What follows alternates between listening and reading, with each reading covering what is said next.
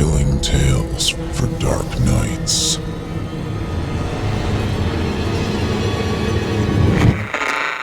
Want to make sure you never miss a Chilling Tales for Dark Nights video again? Be sure to subscribe and hit that bell to turn on notifications. Hey amigos, you know what's really easy to do and even easier to forget?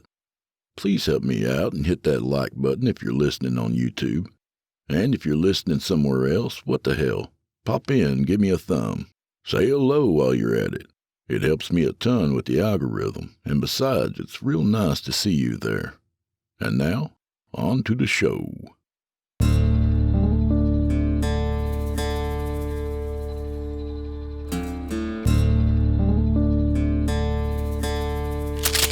Oh, shit.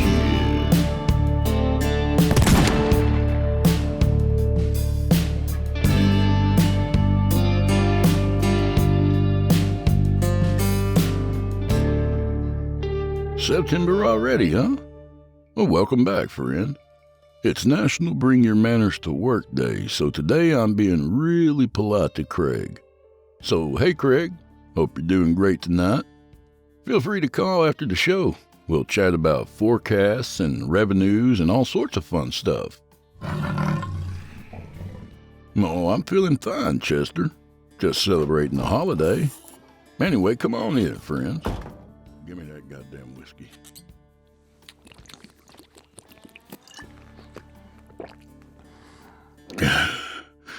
That's better.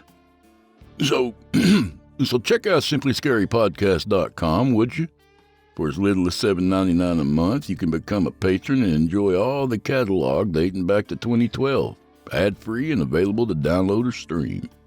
Just click that patrons link and join the club. So tonight, we welcome author Jack Finn by way of Velox Books. This one's set in the trenches of Flanders during World War I.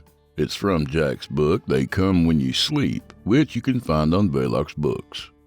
So without further delay, from author Jack Finn, I give you No Man's Land.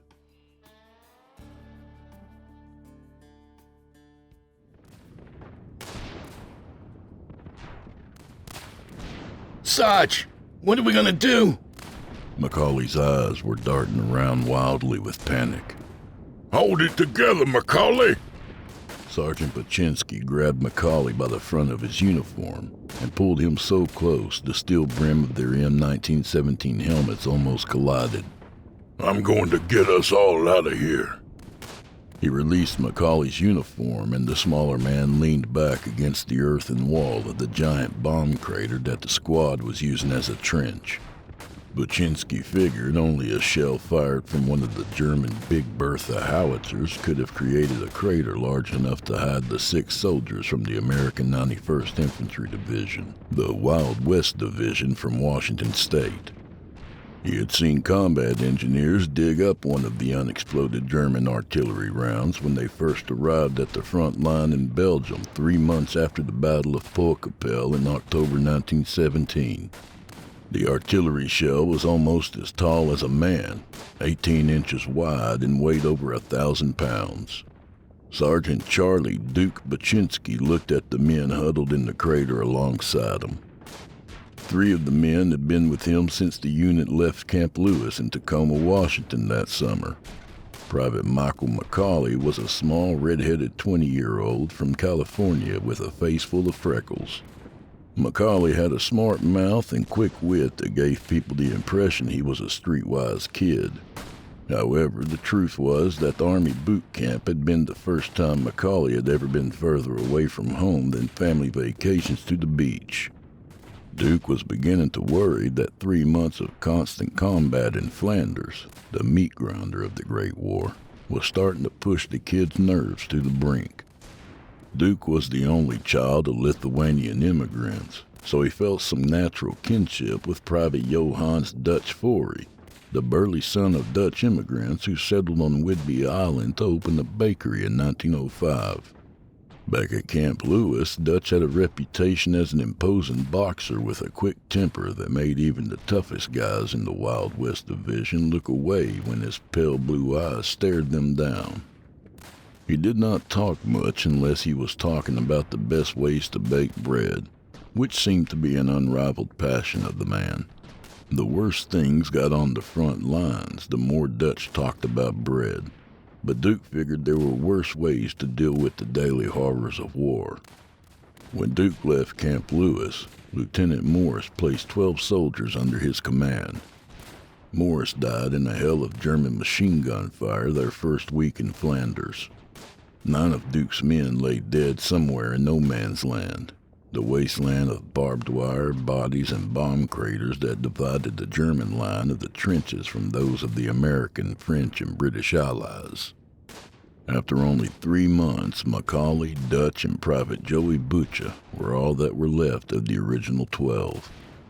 Bucha was a tough-talking Italian kid from Brooklyn, New York, with an innate resentment for authority. Duke heard from one of the other sergeants that Bucha fled to Oregon after getting into trouble in New York.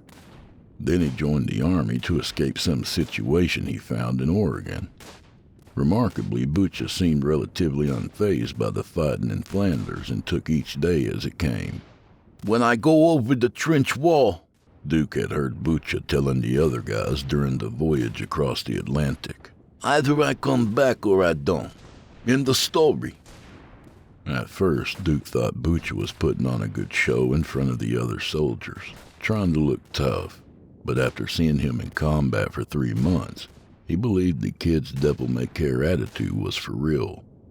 Moreover, Duke admitted that Bucha's clear thinking had saved them all this morning. Just before dawn, the squad had charged across no man's land with the 362nd Infantry Regiment to soften the German lines for a larger British offensive scheduled for that morning. The Germans fired flares that illuminated the battlefield as they slowly drifted to the ground on parachutes and rained machine gun fire and a constant artillery barrage down upon the American soldiers. Duke led his men to a 30-foot dugout to get them some cover. He crested the edge of the dugout and raised his rifle to shoot any Germans hiding in the trench, but froze at what his eyes beheld.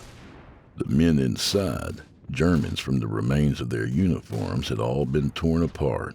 As bullets whizzed by him, Duke stood immobilized with horror at the sight. He had seen a lot of death in the past 3 months, but nothing like this. The soldiers had been torn limb from limb. Scattered arms, legs, torsos, and heads lay strewn throughout the trench amid tattered uniforms and discarded weapons. The Germans must have taken a direct hit from an artillery round and been blown apart. But there were no scorch marks, and incredibly there was very little blood amidst the carnage. The sound of his men yelling at him for guidance snapped him out of his daze. Machine gun fire was sending up sprays of dirt all around them, and exploding artillery rounds were sending soldiers of the 362nd hurtling through the air like rag dolls. Bucha spotted the large crater and got the squad safely into it as the relentless German weapons fire butchered the men of the 362nd all around them. They found 2 other soldiers already seeking shelter in the crater. Corporal Don Glantz, an American medic from the 362nd, and a semi-comatose Australian soldier with a name tag that read Anders. Glantz had spotted Anders in the crater, huddled and rambling gibberish as the Americans advanced across the battlefield. When the German barrage began, he had been trying to give the man medical attention. All right, everyone listen up. Duke made sure to look each man in the eye, except for Anders, who curled into a field position and stared skyward. The 362nd has retreated to the American lines. The sun is up, so for now we're stuck in no man's land. Macaulay opened his mouth to speak. However, a sudden burst of machine gun fire in the distance, punctuated by a scream, cut him off. That is why we're going to sit tight and wait for nightfall. Duke gestured over his shoulder with a thumb. When it gets dark, we'll slip out of this hole and return to our lines. Until then, we will keep our heads down and not attract any attention from the Germans. Any questions? Duke looked at the mud-smeared faces of the men in the trench and stared hard at Macaulay, who looked ready to protest, then decided to sit quietly. Good. The sergeant tried to give his most confident smile. We'll enjoy this Belgian sunshine, then get home in time for supper. What's the deal with the Aussie? Duke watched the thin, dark-haired soldier murmur to himself as his face twitched uncontrollably and his eyes blinked rapidly. He's got shell shock. Glance took off his helmet and ran his hand through his short, curly hair. When I found him, he told me he had to hide, that there were monsters in the mists, that they killed all the men in his unit. The damn Germans are monsters, all right. Macaulay shook his head and looked weary beyond his years as he tried to wipe mud from his rifle. This whole country is a nightmare. I don't think he was talking about the Germans. Glance looked sadly at the murmuring soldier. He said that they were creatures that looked like a man but were pale white and walked on their hands and feet like spiders. He claims they sucked the blood from his buddies. My father used to call such creatures Klud, demons. Dutch made a chomping motion with his teeth at Macaulay. They would eat little boys like you. The man's lost his mind. Duke squinted at the blue sky and wondered if the Germans were getting ready to lob more of those giant artillery shells into no man's land to keep everyone on their toes. Probably, but you know what's strange? Glance pointed at Anders, who had gone from chittering nervously to wrapping his arms around himself and quietly rocking back and forth. You see that patch on his shoulder? The square with the purple over the blue? Yeah, what of it? Duke was watching Butcha affix a small tin mirror to the tip of his bayonet with bubble gum, and then slowly raise the bayonet above the lip of the crater to surveil the surrounding area without risking a bullet in the brain case. Butcha, don't let the sun reflect off that mirror. You'll let every German in Flanders know we're here. Butcha just dismissed the warning with a thumbs up that irritated Duke, though he had to admit it was a bright idea. I did some training with some of the Anzac medics. That patch is the fighting 10th, the 10th Battalion. They were part of the 3rd Brigade of the Australian 1st Division. I didn't think we had any Australian soldiers fighting in this part of the line. Duke reflected on the briefings he had attended with Lieutenant Morris. Just British and French on either side of us. Exactly. Glance was about to say more when Macaulay nearly jumped up, then remembered the German machine gunner scanning the battlefield. The 10th is the unit that disappeared during the Battle of Port Capel, right before we got here. Macaulay eyed the Australian soldier nervously.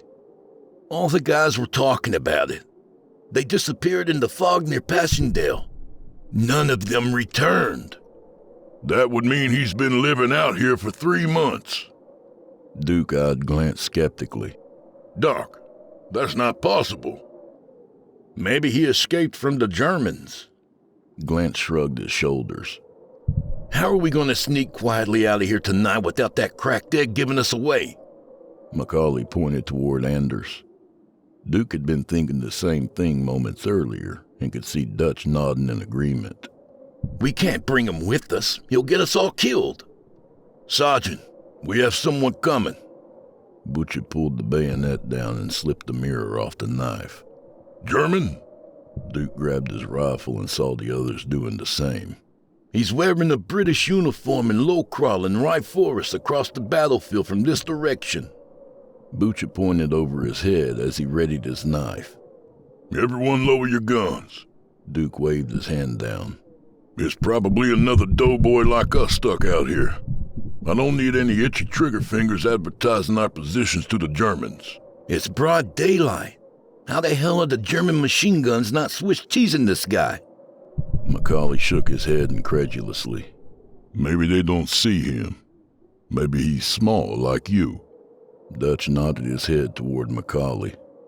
Hell, Dutch, I'll thank my short Irish mother every day if I'm too short to be shot. Both of you quiet. Duke hissed as the sound of something scurrying across the ground got closer. Butcher crouched low as the head and shoulders of a small blonde-haired man appeared over the lip of the crater. He reached up, grabbed the front of the man's khaki uniform, and pulled him down into the trench. The man hit the ground and rolled onto his back with a low grunt as Butcher touched the tip of his bayonet to the man's neck and brought a finger to his lip, gesturing to be quiet as he shook his head slowly. Okay. The man held his palms out and kept his voice low. I'm a British officer. Let him up, Butcher. Duke and the others visibly relaxed as the man sat up slowly. Thanks for letting the Germans know where we are. Macaulay spit angrily onto the ground. I'm sorry. I didn't know anyone was here. The man's eyes darted nervously from face to face. My name is Waters. Major Paul Waters. I was trying to get back to our lines. Was hoping to find a place to lay low until nighttime. Duke eyed the man in the mud-stained khaki British officer uniform. Waters was a small, pale-skinned man with short, stringy blonde hair. He had deep-set green eyes and a wide mouth, surrounded by thick, rosy lips that he constantly licked in what Duke took for a nervous habit. A small gash across his thigh oozed dark blood through the torn leg of his khaki uniform. Sir, sorry for the less than neighborly welcome. Where the hell did you come from? Duke leaned over and shook the man's hand, which was cold and clammy. I'm with the 18th Corps Headquarters Company. Waters nodded in greeting.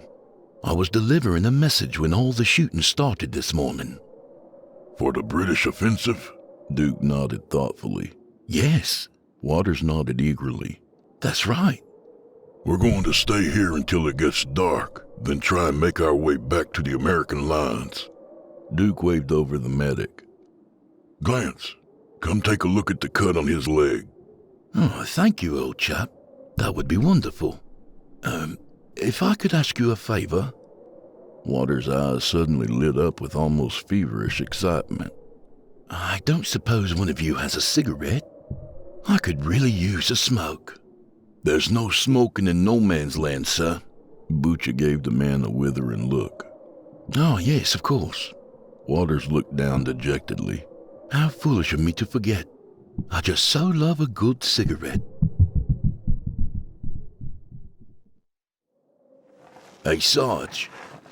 Butcher crawled over to sit next to Duke as the sun's light began to disappear over the horizon. The men all seemed alone in their thoughts as the time to leave the safety of the crater drew closer. Butcher nodded toward Waters, who sat quietly, his eyes scanning the sky. What do you make of this guy? Just another doughboy stuck in this mess like us.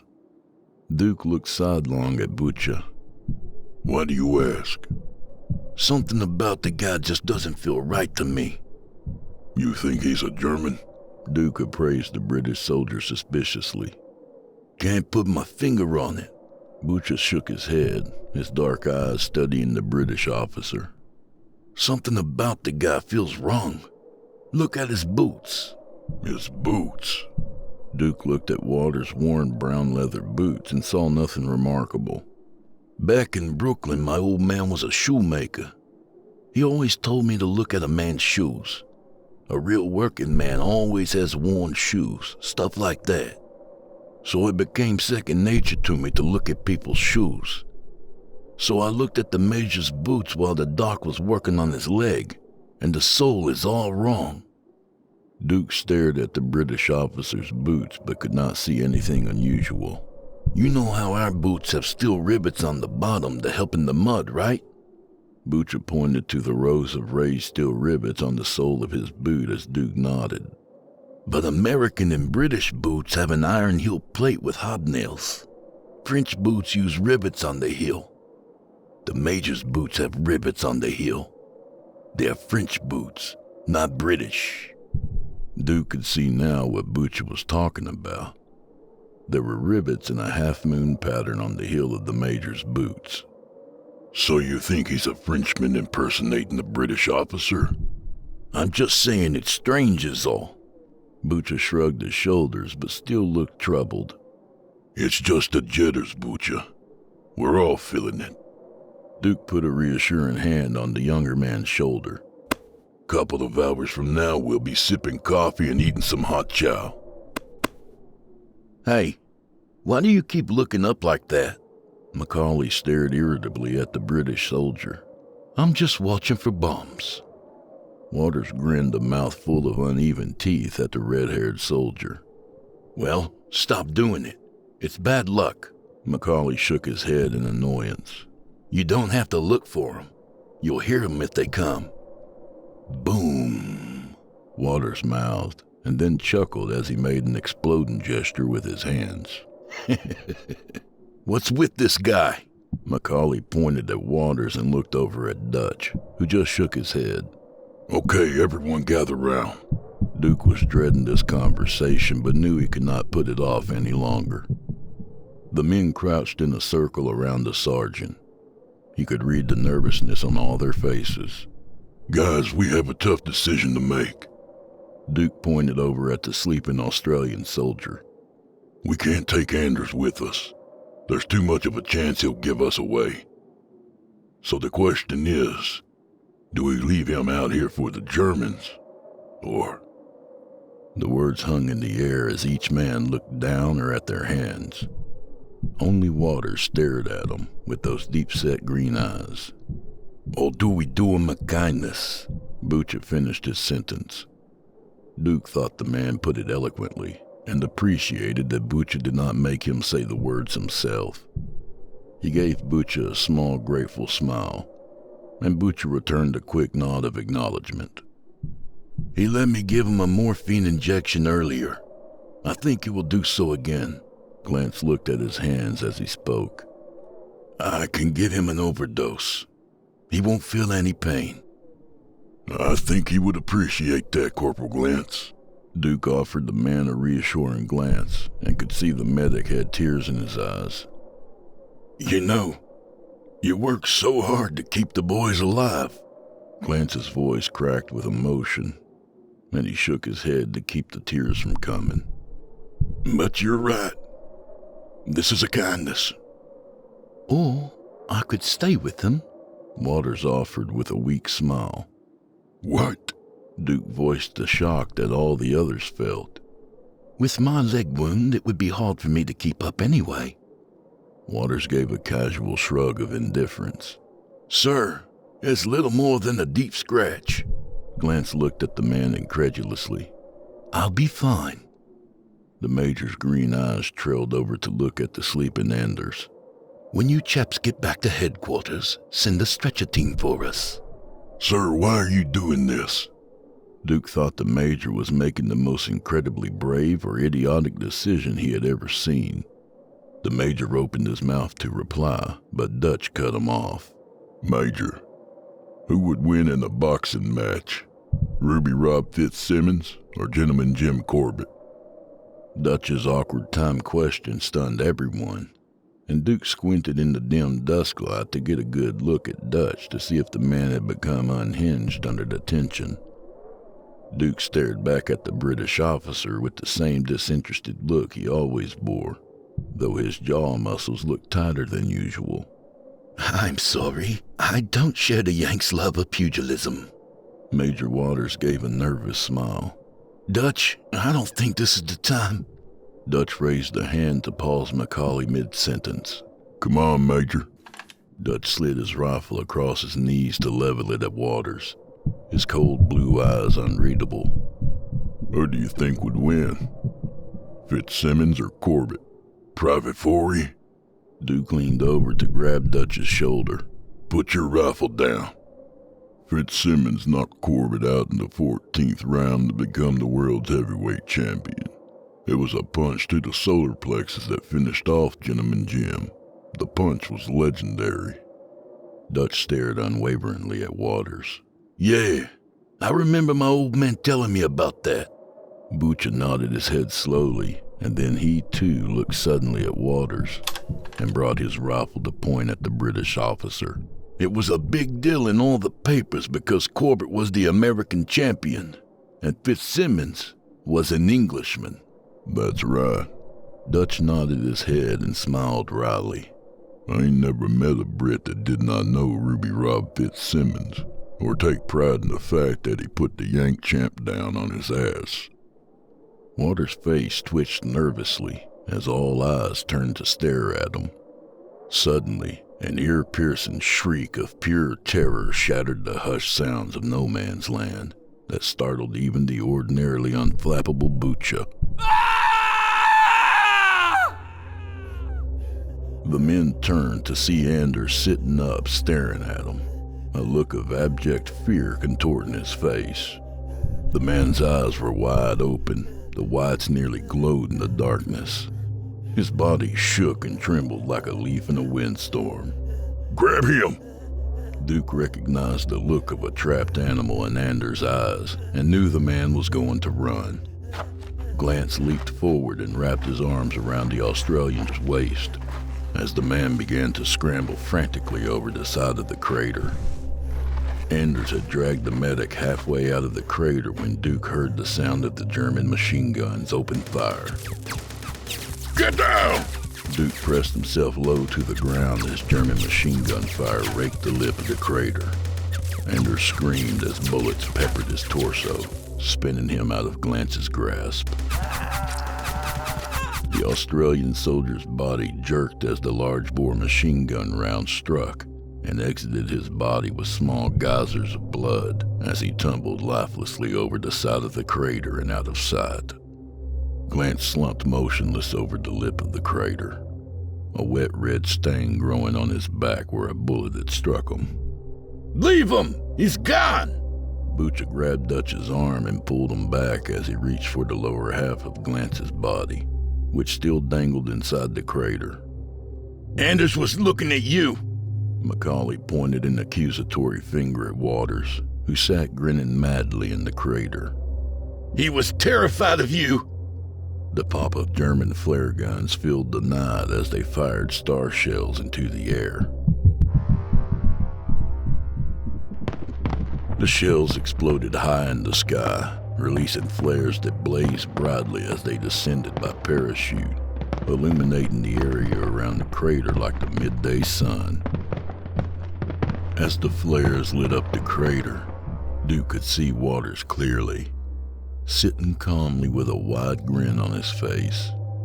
The grin stretched wide across his face, making his mouth look too elongated to be human. Waters' teeth looked unnaturally long and jagged. His green eyes appeared to have sunk deeper into his round, pale face. Why the hell is he smiling like that? Macaulay was sliding as far back from Waters as the crater would allow. Duke stared transfixed at Waters as the flares began to burn out, casting the battlefield back into darkness. It took a moment for his eyes to adjust to the sudden darkness, but as the acuity of his vision returned, he saw Waters open his mouth into a gaping maw. A loud, keening noise escaped from deep within the man's body. The wail turned into a series of high-pitched giggles that reminded Duke of how hyenas called each other at the zoo back home. What the hell? Butcha stared in horror at Waters. Stop that noise! Dutch jumped on top of Waters, pushing the man onto his back in the crater. Stop that noise! He pinned the British officer down with his knees and punched Waters repeatedly in the face. Stop making that noise! Waters' lips split, coating his jagged teeth with blood, but he continued smiling and making that chilling noise unabated as Dutch rained blows down upon his face. Popping noises from the German lines telegraphed another volley of star shells, arching high into the sky. The flares exploded overhead, illuminating the battlefield as German machine gun fire swept the area with a hail of bullets. Glance is still alive! Macaulay pointed at the medic's body sprawled across the top of the crater. Duke could see by the light of the flares the medic's eyes rolling in their sockets as he struggled to extend his finger to point at something beyond the crater. He held his trembling finger out for a moment. Then his arm went limp, and dropped to the dirt as he expelled his final breath. Dutch had wrapped his hands around the neck of the bloodied Waters and squeezed and shook the man violently to make him stop making that horrendous noise. Affixing his small mirror to his bayonet, Butcher slid the mirror over the lip of the trench to surveil in the direction Glance had pointed. Butcher pulled the knife back down and pulled it close to his chest as he pressed his back hard against the wall of the crater. His face had gone deathly pale, and his eyes held a look of terror and panic that Duke had never seen in the young soldier. "There are hundreds of them." Butcher's hands trembled as he affixed his bayonet to the end of his rifle. "Pale white monsters, scurrying towards us on their hands and feet. I can see their eyes flashing in the light of the flare. I think Waters is calling them." The sound of German artillery firing echoed across the battlefield, the night filled with the sound of explosive shells whistling overhead, and the air vibrating with the concussive blast of their impact as they began to fall around the crater. Dirt and debris showered down on the men as each explosion fell nearer the crater. "They're walking the shells in on us!" Duke pressed himself against the back of the crater and gripped his rifle with knuckles white with terror. "Hail Mary, full of grace." Macaulay pulled his knees in tight against his body and rocked back and forth, his eyes squeezed shut. "Hail Mary, full of grace. Hail Mary, full of grace. Hail Mary."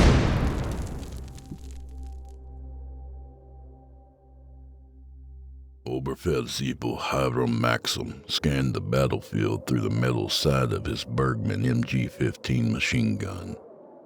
The December air was freezing, and he was careful not to let his bare skin touch the cold metal of the machine gun. He had seen too many soldiers lose the skin off their cheek that way in these temperatures. Maxim clenched and unclenched his fingers to keep the blood flowing to him, and cursed over Lieutenant Hauptmann for putting him on duty Christmas Eve for the 100th time that night. At this moment, every squad member was sitting warm in the bunker, their bellies full of special holiday rations. Everyone except him and the new guy. Maxim spit on the floor in disgust. The soldier tapped him on the shoulder. "Haben Sie eine Zigarette?" "Nein." Maxim shot the man an angry look and then felt a pang of guilt at the man's dejected countenance. It is Christmas Eve, he thought. It's not the new guy's fault that Hoffman stuck me on machine gun detail. Hell, the guy is stuck out here too tonight. Maxim reached into the pocket of his heavy woolen jacket and slid out a cigarette. He tapped the soldier on the shoulder and offered the cigarette to him. The man's deep-set green eyes lit with excitement as he slipped the cigarette from Maxim's outstretched hand.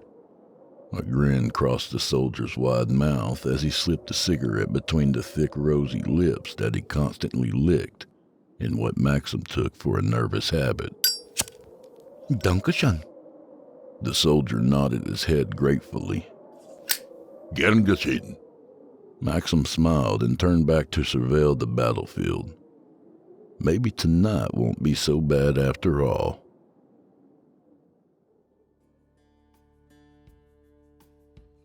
And that was No Man's Land by Jack Finn. A good reminder that the trenches are hardly a place to make new friends. A little about the author.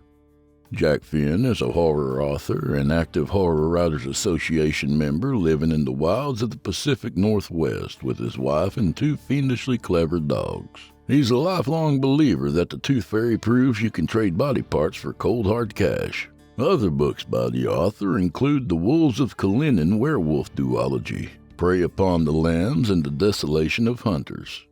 Standalone books include a re-envisioning of the Dracula mythos and The 7 Deaths of Prince Vlad, and the folk horror anthology, Legend of the Deer Woman. Again, this one's from his book, They Come When You Sleep, which you can find at veloxbooks.com and on Audible. Hey, thanks, Jack. And do old Drew Blood a favor, would you? Subscribe to his podcast wherever you do your listening and leave him a 5-star review and a kind word, even if you're listening on YouTube. He needs soldiers on all fronts to win this battle, and he appreciates it. To hear a premium ad-free edition of tonight's and all the other episodes, visit simplyscarypodcast.com today and click Patrons in the upper menu. You'll find yourself at chillingtalesfordarknights.com, where you can become a patron for as little as $5 per month and get access to their entire audio archive, all ad-free and available to download or stream. Thank you for your time and for supporting our sponsors. When you support our sponsors, you support this show.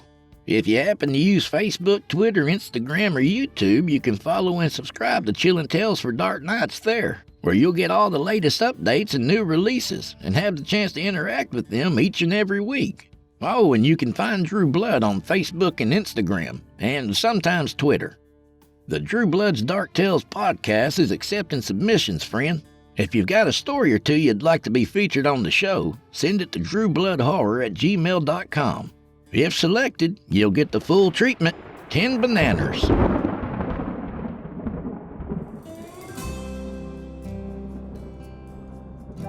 Well, I guess this is where we part ways, at least till next week. Hey, sorry about the short ones these past 2 weeks. We had to cram a couple in to get ahead of schedule. Next week, we'll spend a little more time together. Meanwhile, grab a drink for the road, friend. May the wind be at your back and may the road rise up to meet you. I'll see you all next time. And as always, go fuck yourselves. Good night, y'all.